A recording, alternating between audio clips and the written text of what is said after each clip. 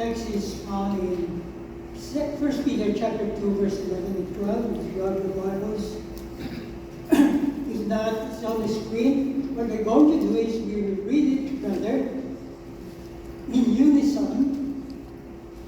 That will show how united we are. Since there are only two verses, then we'll read it twice. Okay? So I'll read it to you, okay? Begin. Dear friends, I urge you as foreigners and exiles, abstain from evil desires, which wait for our righteous soul. These are good times among the pagans, though the nation will be wrong. We receive your goodness for the One more. Dear friends, I urge you as foreigners and exiles, abstain from sinful desires, which wait for our righteous soul. You live such good lives among the pagans, and though they accuse you of doing wrong, they receive your goodness before our God in the day of His Son. All men are like grass, and their glory like the flowers of the field. The grass withers, and the flowers fall. But the word of the Lord endures forever. And this is the word of the Lord. Father in heaven, we ask now that you will direct our ways in understanding. Give us illumination by your Spirit, so that as we accept your word, may that we will be enabled to apply them and make them a reality in our life. For your sake we pray. Amen. Aliens and strangers. That's who we are. In his book, Man's Problems, God Answers, J. Dwight Pentecost likens our situation as God's people in the world to astronauts. Although we talk about these men being in outer space, if we stop and think for a while, we realize that they were not really in outer space at all. Much time, money, and materials were spent in keeping them in the atmosphere to which they were accustomed. The Caven atmosphere in their space shuttle was the same as here on Earth. So were the inside of their space suit. Without this atmosphere being maintained, they would die in outer space. So as they stepped out of the capsule into space, their bodies were not really in space. Okay, we see them walking in space, but they are not really in space. Which when a believer steps out into the world that hates God, he is stepping from the atmosphere which he has been brought up as a child of God to a surrounding that is completely foreign and destructive. And unless he is insulated against this environment, there will be a catastrophe. The problem that the believer has when he steps out into the business world is the problem of living the life of Christ in a hostile environment. He needs the same care to maintain spiritual life in those hostile surroundings that the astronaut needed to step step out of the capsule into the vacuum of outer space. And this picture of a child of God living in the world is so important that our Lord Jesus Christ himself made it one of his prayer items. In this priestly prayer found in John chapter 17, our Lord Jesus Christ made a very notable request on our behalf to the Father regarding our relationship to the world.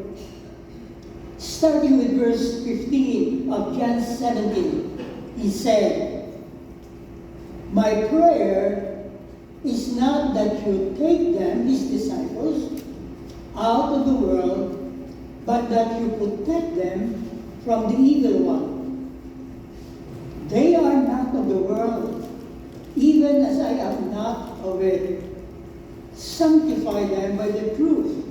Your word is truth. As you sent me into the world, I have sent them to the world. For them I sanctify myself, that they too may be truly sanctified." Now I want you to notice the tension posed by his statement that the disciples are not of the world, and his request to God the Father not to take them out of the world. We are not of the world, but we are not to be taken out of the world once we become a believer. And this tension. Now, although Jesus acknowledged that his disciples were not of the world, yet he prayed to the Father not to take them out from the world. And he asked the Father to protect them from the one controlling the world while his disciples are there. And this tension in the world, but not of the world, must be maintained in order for his disciples to fulfill the purpose to which the Lord has sent them. And what keeps or maintains this tension? How can a believer be in this evil world and not to be sucked by its wickedness? Answer: God sanctifying the disciples by the truth of his word. God, through his word, protects and purifies the disciples from being contaminated by the world.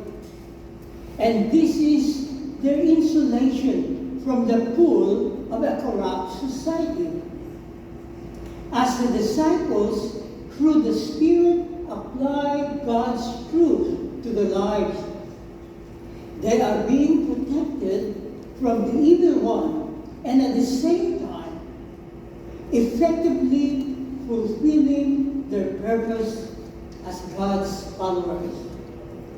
And this calls for us, believers, to let the word of Christ dwell in us richly, says the Apostle Paul, Colossians chapter 3, verse 16. Now, this truth is what Peter wrote in 1 Peter chapter 2, 11 and 12, our scripture text. It answers the question of how should God's people live in a world controlled by the evil one. Now, our outline is composed of 3 things, 3 points. The last time, I discussed with you the first part.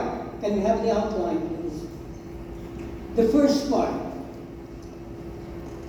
Number 1, remember our in the world, but not of the world identity. Remember, you're in the world, but not of the world identity.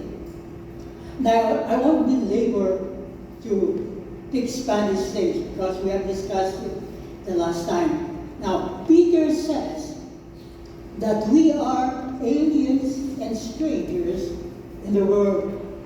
And that is our identity in relation to this world.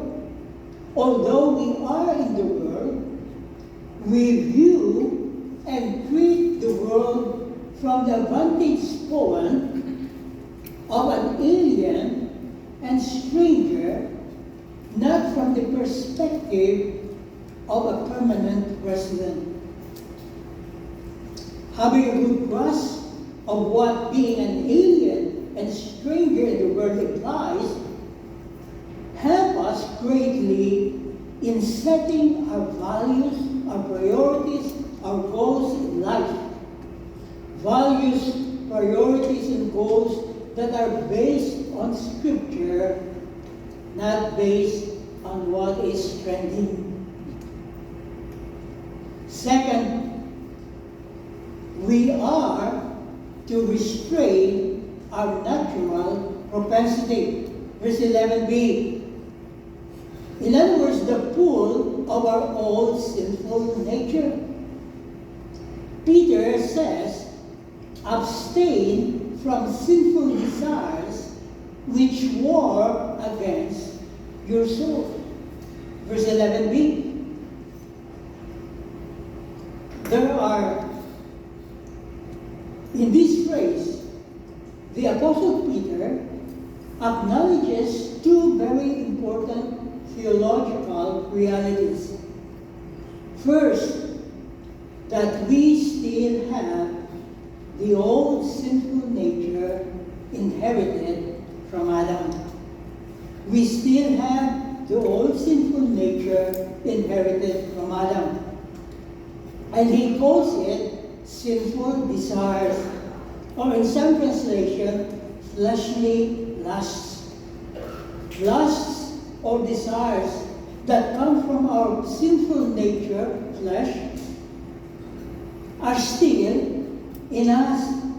And the sinful nature has not been eliminated from us when we become believers in Christ. It has been rendered powerless, but not destroyed. We still struggle. The other reality is that these sinful desires is at war against our souls. There is a real battle between our old corrupt nature and the spirit that indwells every child of God. We continue to struggle with sin and temptation. Sometimes we gain victory, and sometimes we fall. And anyone who doesn't experience this inner conflict does not live on earth. He physically lives in heaven, and we're not still in heaven. So don't be surprised, therefore, to hear of Christians and even leaders lying, gossiping, being greedy, jealous and envious, and even committing sexual immorality. I am not in any way diminishing the seriousness of sin or condoning those who are committing them. For anyone who sins does not please God. The fact remains that we still sin. We are far from being perfect. Conversion liberates us from total control of our sinful nature. But it does not perfect us. Justified definitely, but still being sanctified and ultimately glorified. And this makes Peter's admonition to abstain from our sinful desires so timely and important.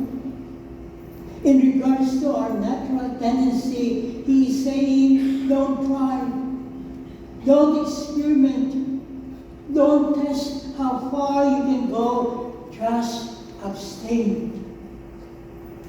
Because we cannot prevent external evil influences from seducing us, but we can hold off from yielding to them. How? The Apostle Paul explains. He explains this conflict and the key to overcoming it. Galatians chapter 5, verse 16 to 18. So I say, live by the Spirit, and you will not gratify the desires of the sinful nature. Why? For the sinful nature desires what is contrary to the Spirit, and the Spirit what is contrary to the sinful nature. But if you are led by the Spirit, you are not under law. So how do we gain victory in this conflict between our fallen sin nature and the Spirit in us? It is by living in the Spirit. What does it mean to live in the Spirit? It means letting the Holy Spirit rule and overrule our life. Yielding to His control, we must daily crucify or put to death or deny our sinful tendencies by drawing on the Holy Spirit's power. In a more practical side, Paul advised Timothy in 2 Timothy chapter 2, verse 22, to remove himself physically and mentally from any situation that stimulates his desire to sin. He said, flee the evil desires of youth and pursue righteousness, faith, love, and peace, along with those who call on the Lord out of a pure heart. To run away from things and thoughts that lead us to sin is not cowardly. In fact, it is the most courageous action to take.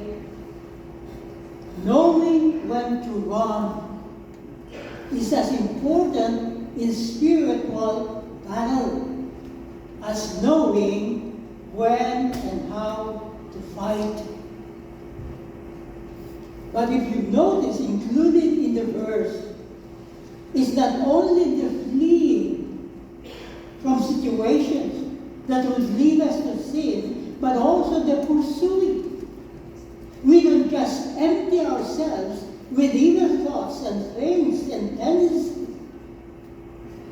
We must fill our lives with godly virtues and practices. We go after righteousness, faith, love, and peace. We fill our minds with whatever is pure, whatever is lovely, admirable, excellent, and praiseworthy. Philippians 4:8. Yes, if we want to make a difference as children of God, if we want to present a credible Christian witness to a watching world, we must not give in to our own corrupt and sinful nature, but exchange them with godly virtues. And this is our third point.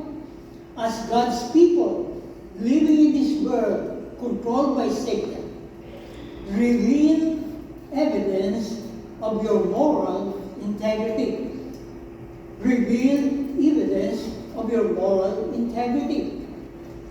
We are here not only to defend ourselves from the corrupting influences of the world, we are called to glorify God by living Christ-centered lives, rich in good deeds for the world to see. I say evidence because moral integrity cannot be seen unless it shows itself in both our attitude and our behavior. And this is what verse 12 is saying. Live such good lives among the pagans that though they accuse you of doing wrong, they may see your good deeds and glorify God on the day He visits us. I believe that when Peter wrote this verse, he must have remembered the words of our Lord Jesus Christ in His Sermon on the Mount. And in that sermon, Jesus said, "You are the light of the world. A city on a hill cannot be hidden, neither do people light a lamp and put it under a bowl. Instead, they put it on its stand, and it gives light to everyone in the house. In the same way, let your light shine before men, that they may see your good deeds and praise God the Father in heaven." So when Peter penned, "Live such good lives among the pagans," he really was rephrasing Jesus' words, "Let your light shine before men." Christian moral values must be evident in your life as followers of Christ.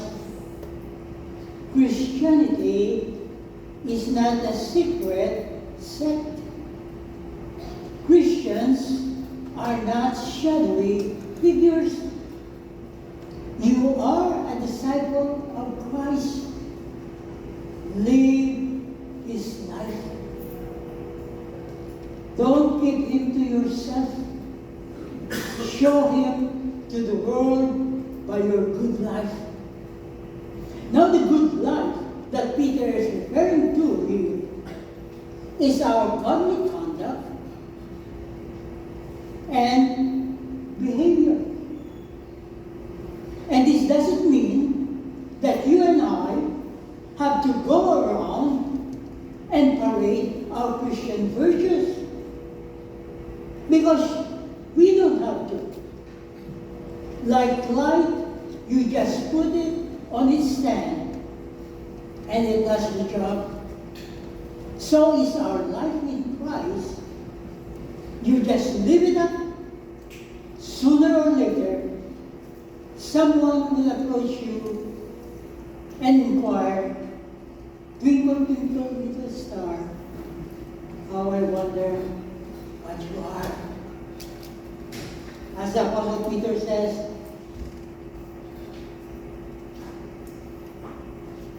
we are God's people in the world.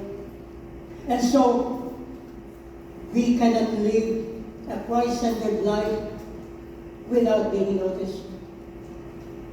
A person who professes to be a child of God and yet not show evidence of the reality of his or her life or profession of faith is suspect.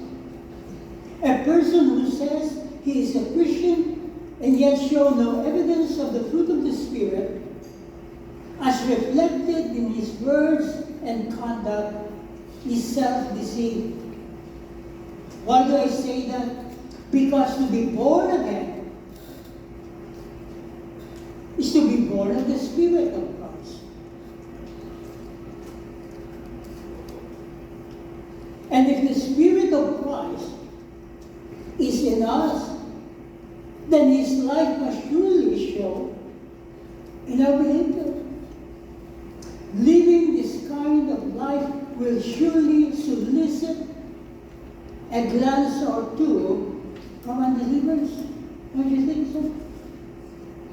2 Corinthians 5:17. Therefore, if anyone is in Christ, he is a new creation. The old has gone, and the new has come. Now don't tell me that you can distinguish the old from the new. Of course, I understand that the changes in our Christian life may not come all at once. That some old bad habits that need to be put away may linger for a while, but surely there must be something different that will cause people to wonder.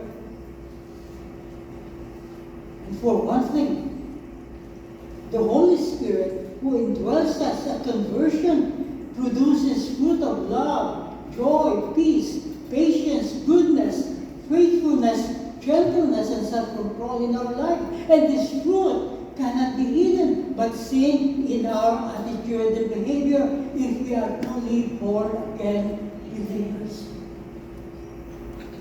Live such good lives among the pagans. We are to live exemplary, virtuous, above reproach kind of life among our unbelieving friends and acquaintances. As Will Rogers says, live in such a way that you will not be ashamed to sell your parrot to the town gossip.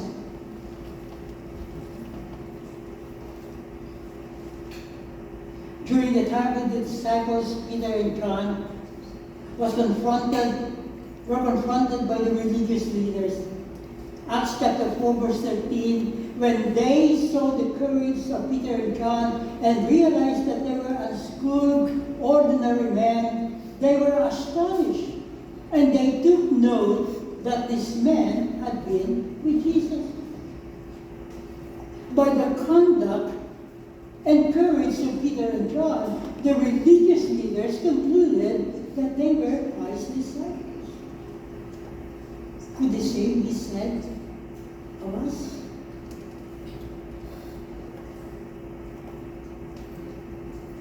Whereas we were still younger in the Philippines, I know of a chorus which says, "May others see Jesus in me.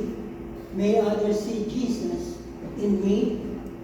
For how will the lost know of Jesus if they cannot see Jesus in me?"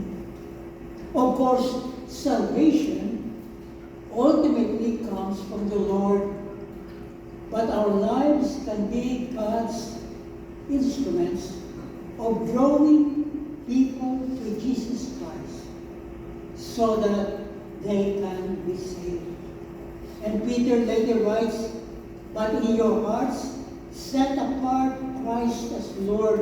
Always be prepared to give an answer to everyone who asks you to give the reason for the hope that you have. But do this with gentleness and respect, keeping clear conscience." 1 Peter 3:15. Live such good lives among the pagan means we are to live up our Christian moral values. And Peter continues, though they accuse you of doing wrong, in other words, don't expect the world to love your Christianity. Because as you live faithfully for the Lord, don't suppose that everybody to openly accept you. Because Jesus Christ himself warned his disciples about this when he said, "If the world hates you, keep in mind that it hated me first. If you belong to the world, it would love you as its own.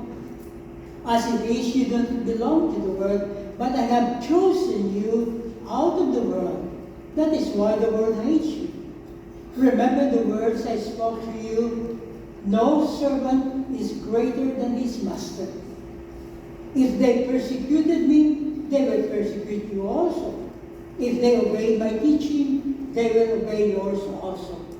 They will treat you this way because of my name, for they do not know the one who sent me. John 15:18.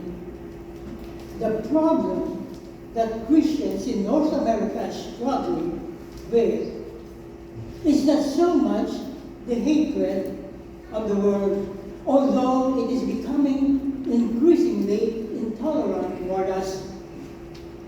The problem is the split level lives of Christians.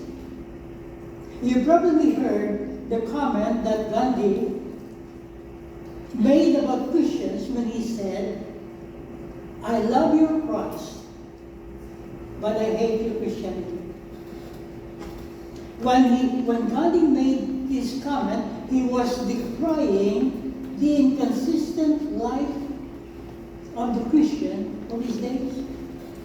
And today, there are Christians who are a burden to the cause of Christ. Their immaturity is seen in their conduct and behavior. Yes, we should expect from unbelievers not to love, but hate for our Christian way of life. But even then, why would unbelievers still hate Christians who are behaving like them? Are they setting a higher standard ethically for us? I personally believe that their animosity toward us is not so much our inconsistencies, but rather our distinct and worldly virtues. If unbelievers hate Christianity, it is because they hate our Lord and the uncompromising life we live that often serves as a rebuke to their worldly lifestyle. When the Apostle Peter wrote this letter, the people were going through tremendous trials and persecution from their pagan neighbors, and he tells them to expect such realities and such reactions. In chapter 4, verses 3 and 4 of 1 Peter, he says to them, "For you have spent enough time in the past doing what pagans choose to do, living in debauchery, lust, drunkenness, orgies, carousing, and detestable idolatry. They think it's strange that you do not launch with them into the same flood of dissipation, and so they heap abuse on you. They have left their evil, sinful ways and have committed themselves to living for God. And we are to be like them. And what worries me is that many Christians are lowering their standards just to deflect the attitude and indifference that unbelievers have toward them. In their desire to be included and accepted by their office mates, by their non-believing friends, they drop some of godly virtues and practices that separates them from their friends. They are hoping that by doing so, they will be in a position to be a good witness of Jesus Christ. The truth of the matter is that Christians like these are playing a game that would lead them away from Christ. A little compromise here, a little compromise there, and soon they find themselves trapped in the snare of the evil one.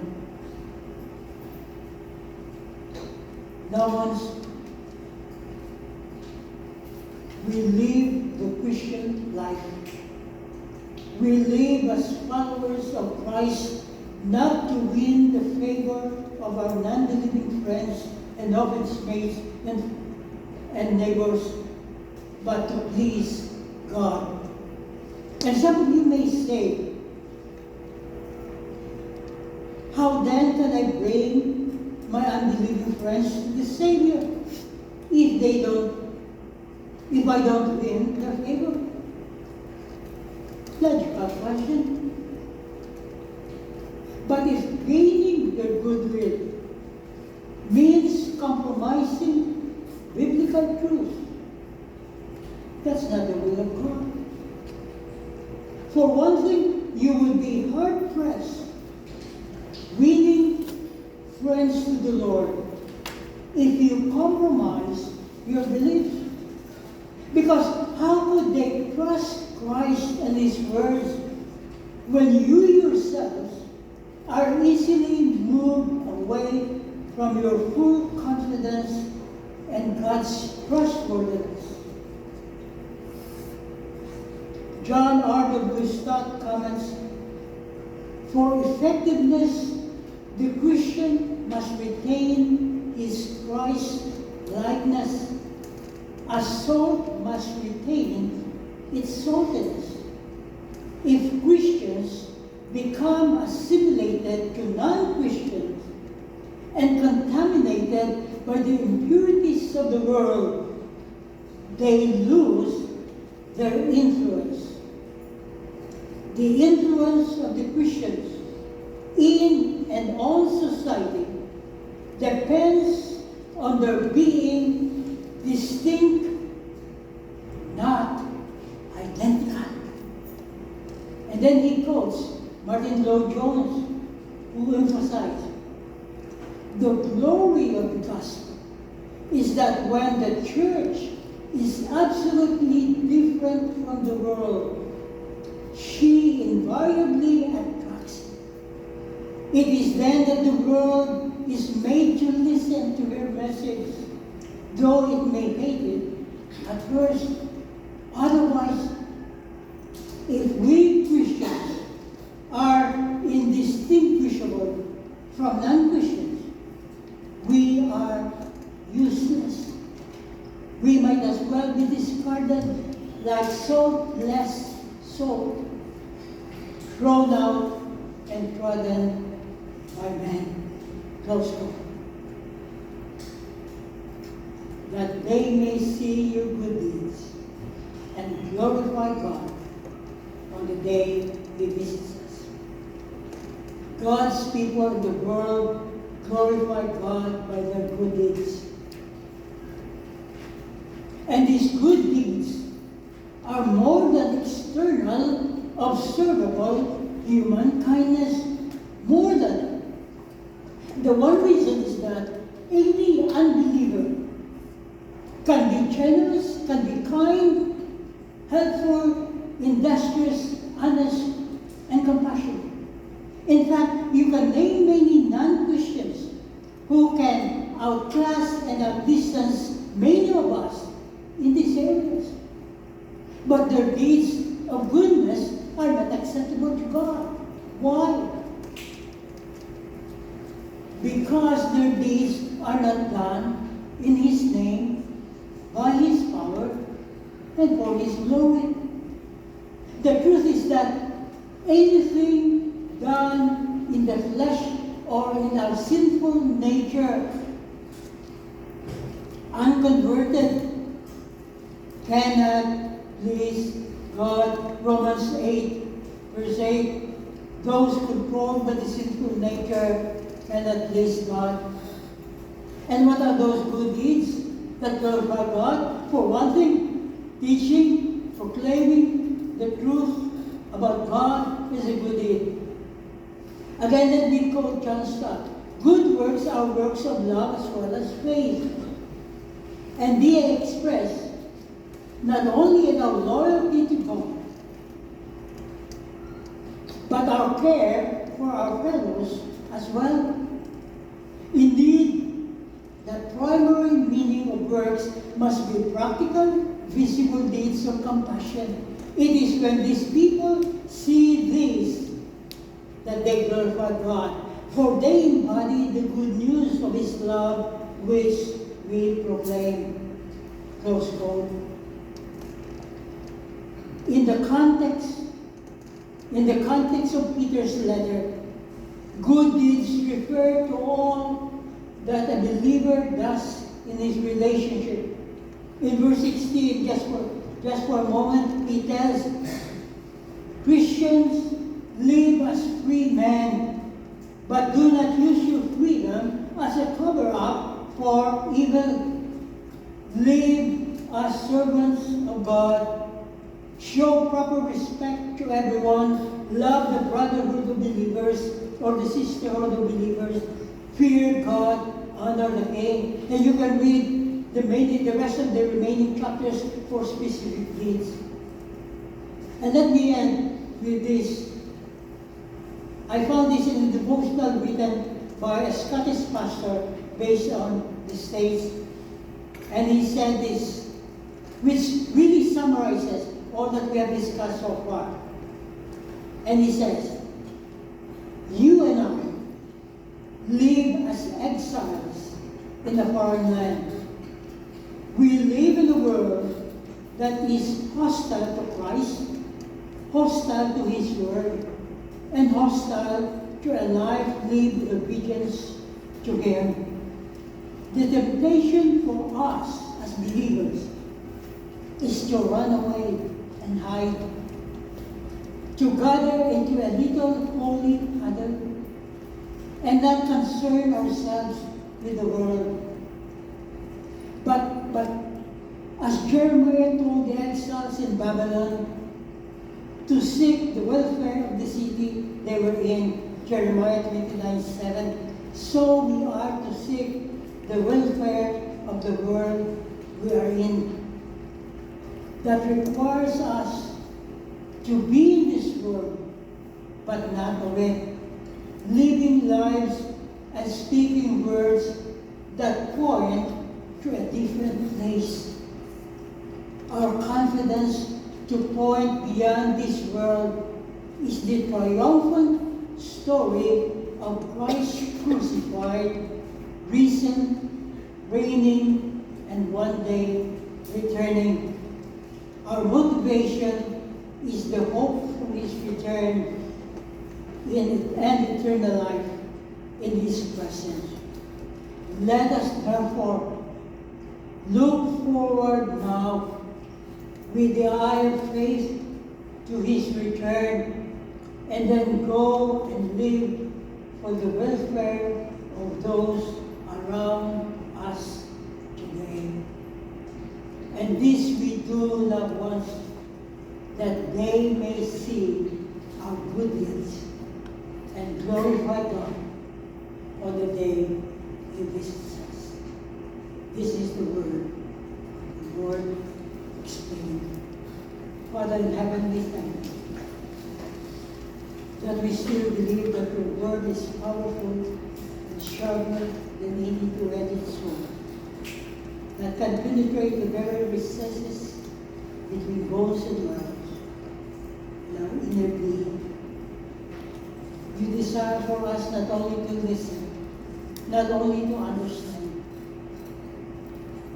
but also to be transformed by your word through your Spirit. We ask now that you would grant us that request, for we pray in your name.